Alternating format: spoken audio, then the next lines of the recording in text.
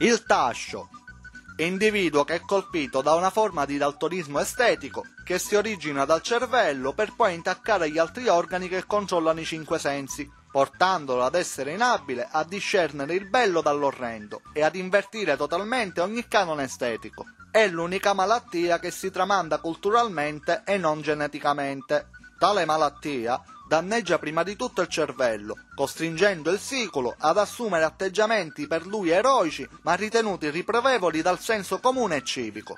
Ogni critica nei suoi confronti è ritenuta manifestazione di invidia, perché non è da tutti riuscire a pronunciare ruttando una frase di senso compiuto ed è azione degna di lode anche se si fa durante un banchetto di matrimonio. I neuroni vengono ulteriormente danneggiati dall'uso di gel e lacchi per capelli, che rendono la sua chioma della stessa consistenza del prato sintetico utilizzato nei presepi natalizi. Danneggia successivamente gli occhi, rendendoli incapaci di percepire il proprio abbigliamento come atroce e creandogli l'illusione di apparire davanti allo specchio come Venere o Adone. Infatti, non si capacita dai continui due di picche che riceve nelle sue frequenti fasi di abbordaggio, costringendolo ad accoppiarsi tra i suoi simili.